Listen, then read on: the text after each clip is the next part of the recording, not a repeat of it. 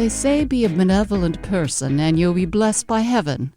That way you get to die in your own bed with your friends and relatives around you. Sam Wong must have made a few mistakes along the way. The night he died, he left an awful lot of coins around. Nobody knew who he was trying to call.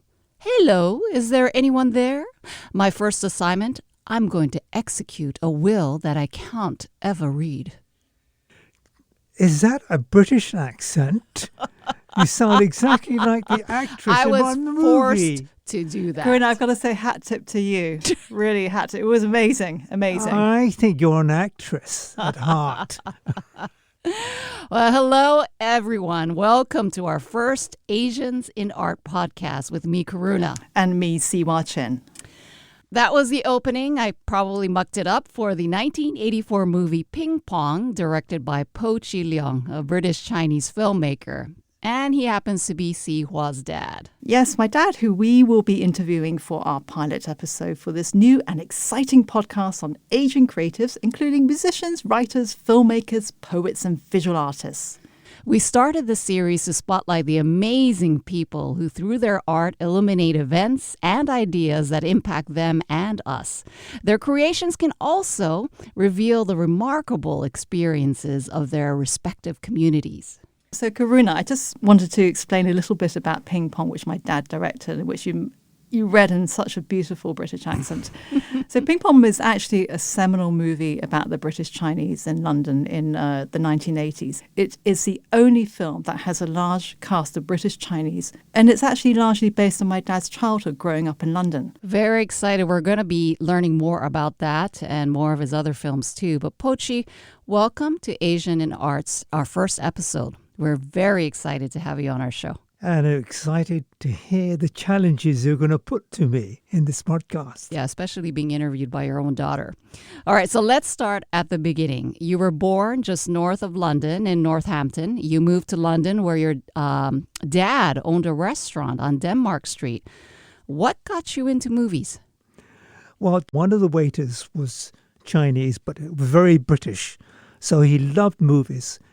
And in between 2 o'clock and 5 o'clock, you have time off, and he will smuggle me out to see these movies, the old black and white film noir movies. So that's where I fell in love with movies. What kind of films were you watching? Film noir, Alan Ladd movies, Double Indemnity, all those classics, which had a great effect on me. You know, I loved being taken into a different world from my dad's restaurant. So how did you get Papa, which is my grandmother, how did you get her to agree to you going to film school? What happened was that when I did my final exams in senior high, there were 3 subjects. I failed in 2 of the subjects. And I said, I want to go to film school. She said, well, I agreed to send you, but you've got to take those 2 extra subjects you failed in. So I agreed to do that. And I managed to pass. And she had her own agenda. She knew that if I get the 3 subjects, I would be forced to go to university. So from there, you went to the BBC in the mid-1960s when television was taking off and youth culture in London was reaching its peak. What was it like to be at the BBC? It was very unusual because I was the only Chinese, British Chinese or Asian Chinese or even Asians to be part of their network because I was trained as an editor.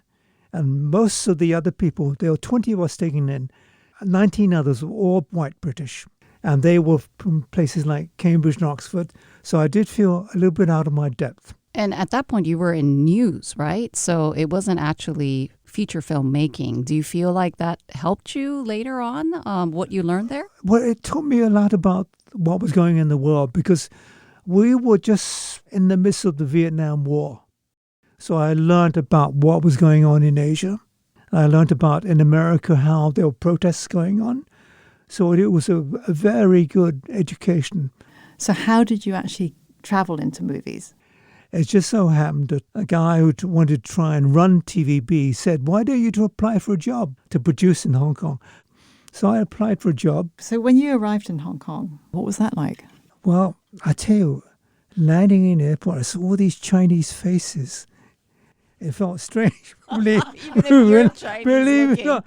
If you don't believe it or not, because I used to be amongst white faces. And I couldn't understand the language Yeah. at all. Had to learn the language. All right. Yeah, that's how I felt when I went to Japan too from Hawaii. Right. Oh, really? Really? Because you don't think you're Japanese. You know, Right. when you're growing up in the United States as Japanese, it's very different from the Japanese that are from Japan. So you see, so what are all these Japanese faces doing? Well, because our demeanors are very different. I'm more westernized and, you know, I speak directly about what I feel, whereas in Japan, the Japanese are much more, you know, quiet and shy and yeah. So when you arrived in Hong Kong, there was actually a lot going on. There were huge riots going on. It started with a flour factory. And the British authorities, they decided they had to clamp down on it. The Chinese patriots, they took the sides of the workers. So became a clash between the British and the Chinese patriots. And not only that, there was the Cultural Revolution going on in China. So at some point in Hong Kong, you were introduced by former TV executive turned politician Selina Chow to the actress Xiao Feng. Can you tell us what happened? When I went there, ended up producing 10 programs a week, which is quite a lot. And to do that, I need about 4 PAs, and Cecilia was one of them. Eventually, when I left, she became a producer in her own right. I left to do the commercials. Eventually, I wanted to do movies. And she introduced me to Xiao Feng, who's a famous actress. And she, at that time, was at a turning point in her life. She was 30 years old. She was no longer the young sort of film star. So she needed a way of continuing her work in movies. So she introduced me to Philip Chan, the first singing cop. So we decided to try and do a movie together. It just happened like that. So there are times in my life, it's probably like in your life, Karuna, where fate plays a part. Right. I tried to sell the movie to Shaw Brothers and Golden Harvest, and they were interested only in sort of sword fighting films and kung fu. Which I find quite interesting because when you made the movie, it was about the drugs trade. And Hong Kong at that time was the center of, well, the US said it was the center of heroin trade. Even Richard Nixon weighed in. But they weren't interested. Why were they not interested? They felt they couldn't make money out of it. All right. I was not really interested in making money at that time. I just wanted to make a good, interesting movie. That movie was distributed by Jimmy Yip. He was out there as a businessman. He would just try anything. And I approached him one day, listen, no one seems to be interested. Would you be interested? He said, well, let me think about it. So he came back to me and said, listen, you've got a major star. I will fund you. It's now April, but you need the movie to be finished by June. I found distribution. So he distributed it and it happened to be successful. I remember back in the day, it was the midnight showing. That was basically a sign of whether it was going to be popular or not. There's a scene where the drug trade was based in Kowloon City, and we were the first film group to ever film in there. But I could only take the cameraman, myself, and the actors down. So there was a scene where the hero arrests the guy in charge of the drug trade, saying, listen, I've got this found on you. No, my wife gave it to me. So he takes the drug and the cop says, well, you got it now. So I'm arresting you. And the audience burst out laughing because it's so unusual. So the reception was very good, despite the fact that Hong Kong was more used to period pieces and martial arts. So we're moving into the 80s now, and cinema is entering a golden age. Filmmakers are sort of blending comedy, action, horror, and romance. They're kind of mashing up everything into the same movie. Dad, you take quite a different turn. You make 1941, and then you make Ping Pong, which we'll come back to later. Hong Kong 1941, I guess, has been described as a powerful, moving study of the effects of war on the ordinary person. It starred Chow Yun Fat, Yes. Cecilia Yip, and Alex Mun, who are friends trying to survive the Japanese invasion of Hong Kong, and they're plotting their escape to Gold Mountain, or Right. I guess as we know in the U.S., it's San Francisco. Can you tell us more about this film? It was written by a guy called John Chan, produced by John Chum, who run this film company. And I suddenly realized this is not really about the Japanese invading Hong Kong. It's really a metaphor of what's going to happen in 1997. Because there was a lot of anxiety at the time. Yes, there was a lot of anxiety. The handover of Hong Kong to back to China. So the enemy were not the Japanese, they were like the unknown China. A lot of people left Hong Kong and went to Vancouver. Like the brain drain that Yes. had started at that time. It's one of my favorite movies because it meant a lot to a lot of people in Hong Kong. That movie was nominated for a number of awards.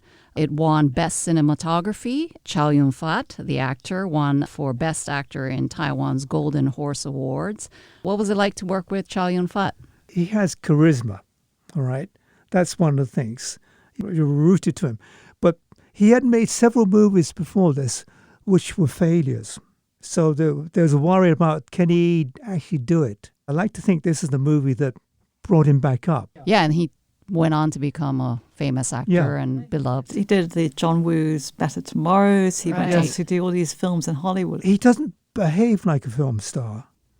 Yeah, no, I had the opportunity to meet him a number of years back to interview him, and he was very down to earth. I mean, I was surprised because at that point he was a superstar.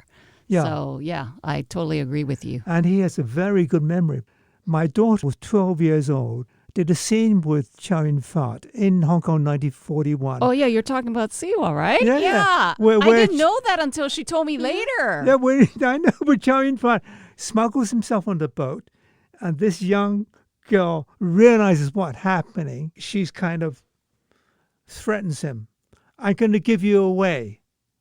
And Chow said, well, what can I do? He said, kowtow to me as if I'm the last empress. She was already a sassy girl when she was that young. I don't know why you didn't continue to be an actress. You were really good. She's playing her own character, right? Right, yeah. And then some like 25 years later on, when Szewah was working with CNN and Chow was invited for interviews, you were probably there. When was Ang Lee's movie? Crouching Tiger, Hidden Dragon? Yeah. We went to the press conference for it, and Ang Lee was there, and Chow Yun Fat was there, and so was Michelle Yeoh. And at the end of it, he just recognized. He pointed it out to Michelle Yeoh. He said, "That's Leung Po Chih. That's his daughter." Right. So, I mean, he made an impression on me. I didn't realize I had any inkling of an impression on him. Right. Yeah.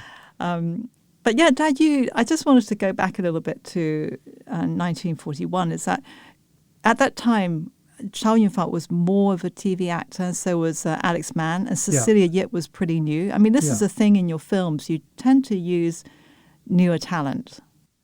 Yeah, I like doing that. I mean, one of the movies no one knows about is Yao Le Mo Le, No Big Deal. I just pick actors from the playgrounds around Hong Kong and Kowloon.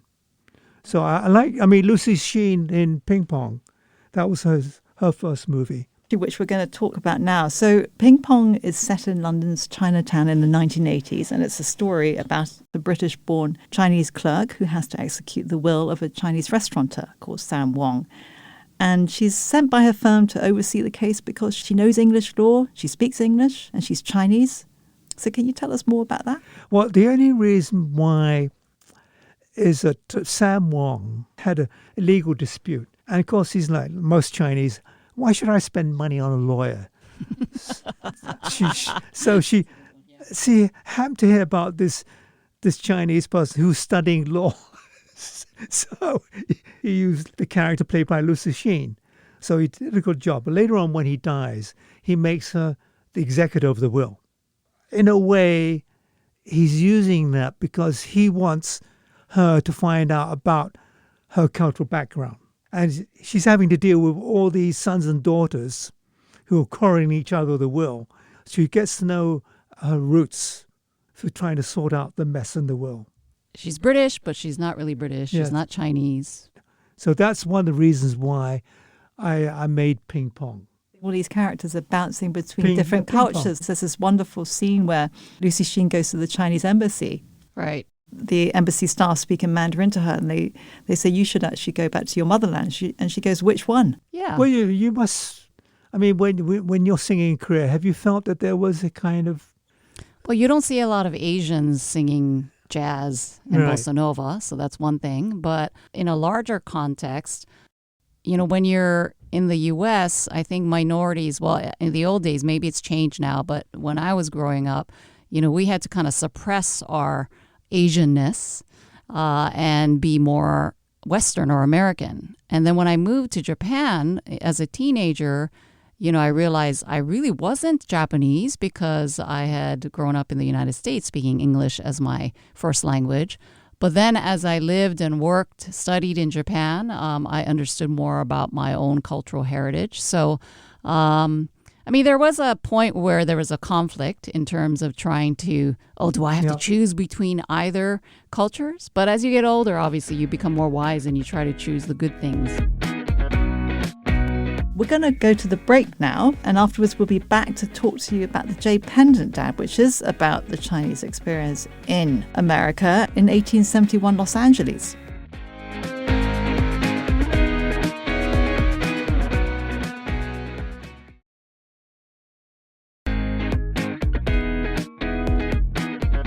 Welcome back to Asians in Art. We've been talking to British-Chinese filmmaker Po Chih Leong about his life's works. And we turn now to The Jade Pendant. It's an independent movie about a woman who escapes from a bad marriage in China to the U.S. in the 1800s and falls in love with a fellow migrant.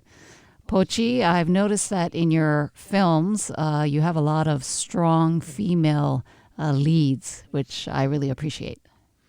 Well, one of the reasons why I was interested in The Jade Pendant was that normally the male plays the hero.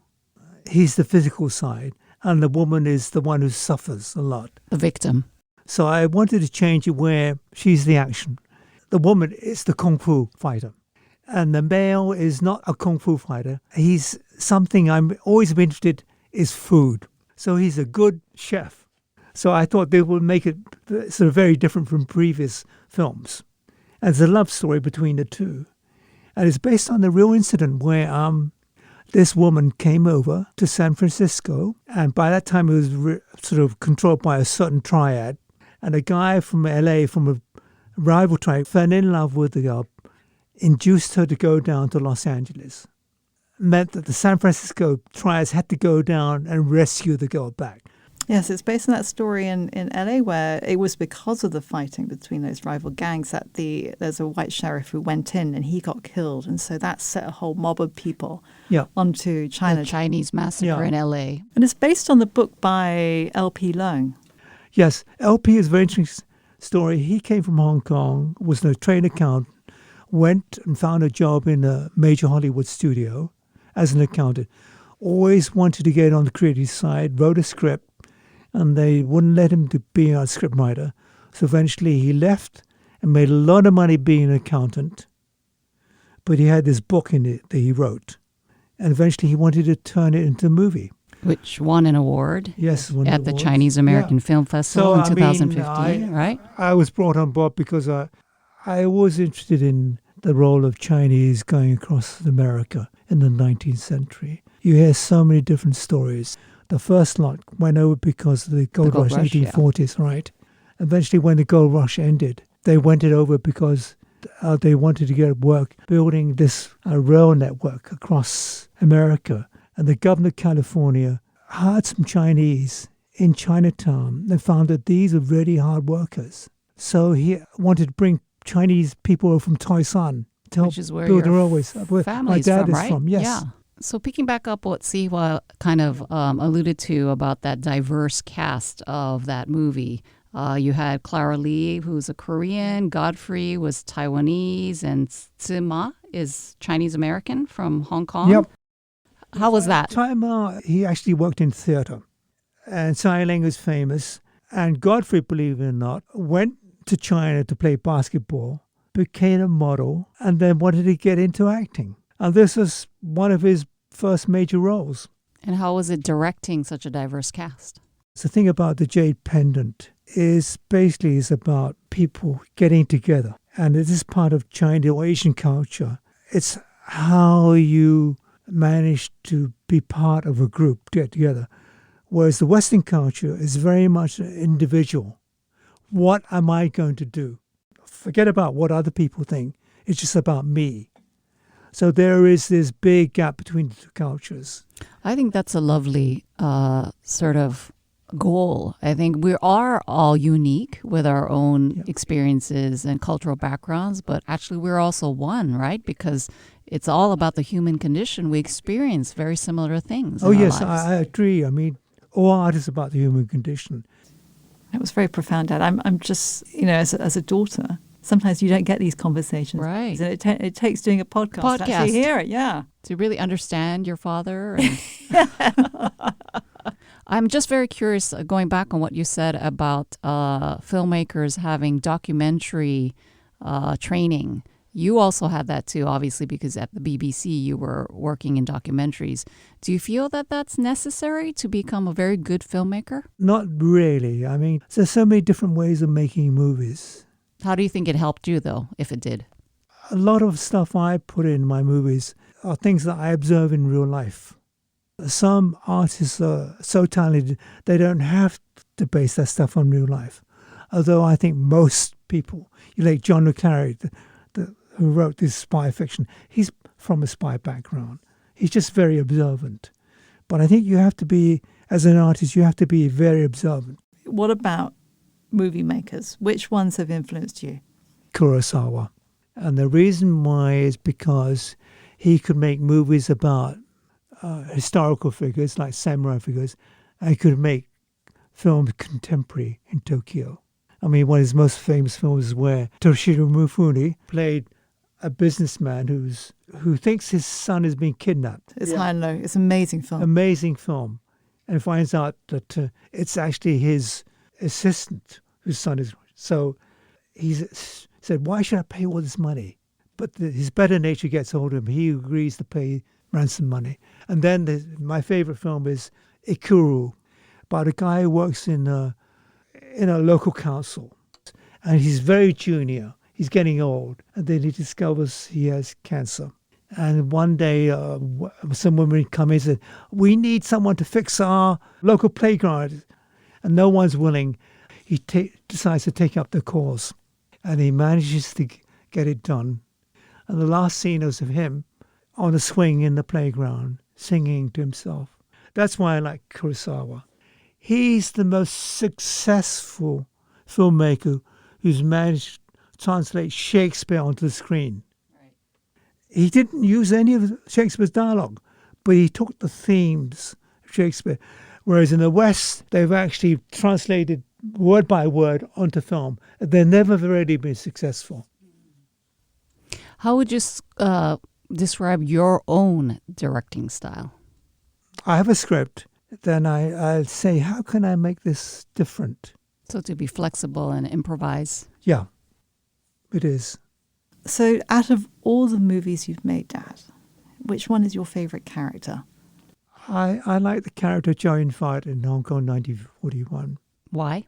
I feel there's a bit of me in that. It likes to travel and seek an adventure. And I may have inherited it from my dad, because he was an adventurer as well. You had an interesting nickname when you were in Hong Kong as a director. There's this thing about foreigners in Hong Kong, they call them Guaylo. Because I was not fully Chinese, I was brought up in England, they call me the Guaylo Douyin, the foreign Douyin, okay? Which in a way made me different from other directors in Hong Kong. What are you doing next? Next, I'm doing a documentary on one of the best filmmakers in Hong Kong, Johnny To, who recently had a month's retrospective at MoMA. And I took my daughter to see the movie.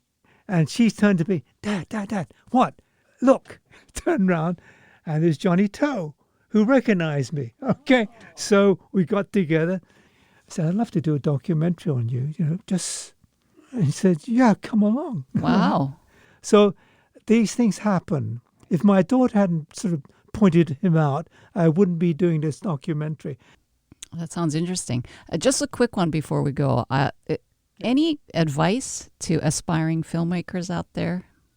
In the old days, before YouTube came into existence, the advice was go to a film school and then try and get a job as a matter of luck. These days, first of all, I think you have to see a lot of movies, want to see movies.